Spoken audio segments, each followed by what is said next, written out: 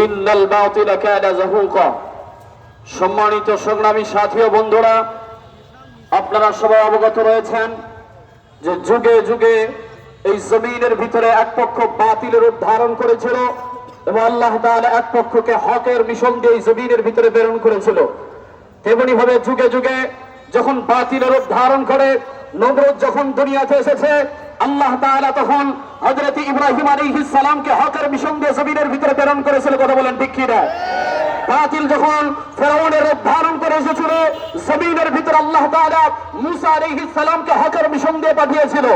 বাতিল যখন আবু লাহাবের নেতৃত্বে, বাতিল যখন আবু জেহেলের মতো রূপ ধারণ করে এসেছিল, আল্লাহ তাআলা এই জমিনের ভিতরে মুহাম্মদুর রাসূলুল্লাহ সাল্লাল্লাহু আলাইহি ওয়াসাল্লামকে জমিনের ভিতরে প্রেরণ করেছিল।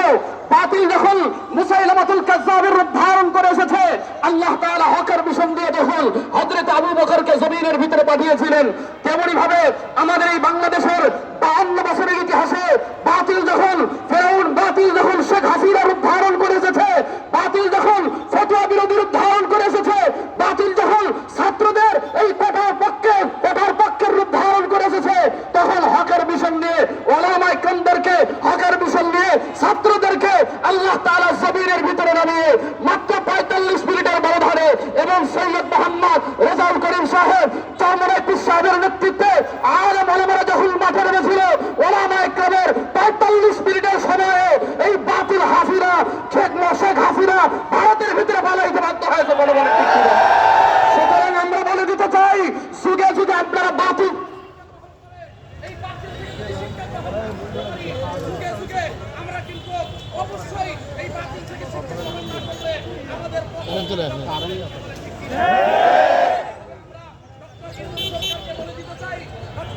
সরকার আপনার সামনে বর্তমান 2টা প্রস্তাবনা আমরা রাখতে চাই, মাত্র 2টা প্রস্তাবনা রাখতে চাই।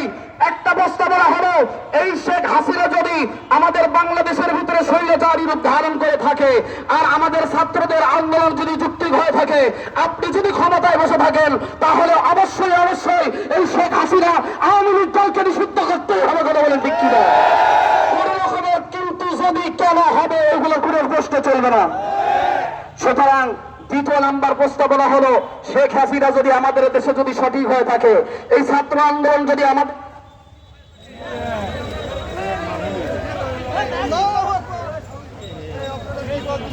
তাহলে আমরা বলে দিতে চাই, আগামীতে আপনি অতি দ্রুত পদত্যাগ করতে বাধ্য হবেন।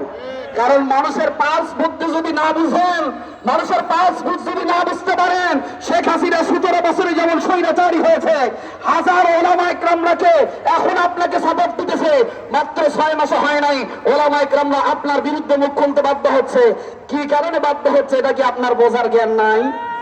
কথা বলেন না কেন? আপনি যখন নারীদের নিচে নারী সংস্কার কমিশন ইসলামের বিরুদ্ধে আইন পাস করবেন, আর এই বাংলাদেশের 95% মানুষ আঙ্গুল চুষতে কোনোদিন হতে পারে না। আমরা বাংলাদেশের মানুষ কাউকে মাথায় উঠায় রাখতে চাই না। আলেম ওলামাদের যদি কেউ যদি বন্ধ করে, আলেম ওলামাদের সাথে যদি কেউ থাকে, ইসলামের পক্ষে যদি কেউ থাকে, আমরাও তাদের সাথে আছি।